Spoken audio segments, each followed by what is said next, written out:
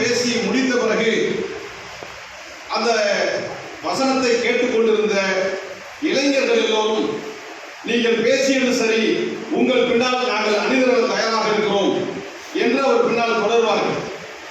அப்பொழுது தொடர்கிற போது அந்த கதாநாயகன் சொல்வான், இல்லை இல்லை, இந்த பணியை நான் பார்த்துக் கொள்கிறேன், நீ படி, கலெக்டர் ஆகிக்கோ, நீ படித்து காவல்துறை அதிகாரியாக ஆகிக்கோ, அதுதான் இந்த சமுதாயத்திற்கு நீ செய்யக்கூடிய ஒரு உண்மையான தொண்டாக இருக்க முடியும் என்று அந்த காட்சியை மையமாக்கி இருப்பார்.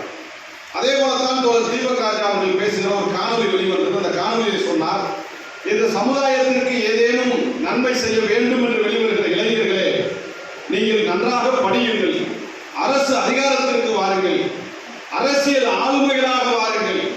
இது போன்ற செயல்களை நாங்கள் தவிர்க்க முடியாமல் கையிலே எடுத்துவிட்டோம். எனவே இந்த பணிகளை நாங்கள் பார்த்துக் கொள்கிறோம், நீங்கள் படித்து மேதாவிகளாக வந்து இந்த சமுதாயத்தை வழிநடத்துங்கள் என்று மிக அழகான ஒரு செய்தியை அவருக்கு வயது 30 கடந்திருக்காது என்று நான் கருதுகிறேன். ஒரு 30 வயதில் இந்த சமூகத்தை ஒரு இளைஞன் எந்த அளவுக்கு நேசிப்பவனாக இருந்தால், நீ மது குடிக்காதே, புத்தகத்தை படி என்று சொல்லுகிற அளவிற்கு அறிவார்ந்த ஒரு இளைஞனாக தீபக் ராஜா அவர்கள் இருக்கிறார்கள் என்பதை நம்மால் உணர முடிகிறது.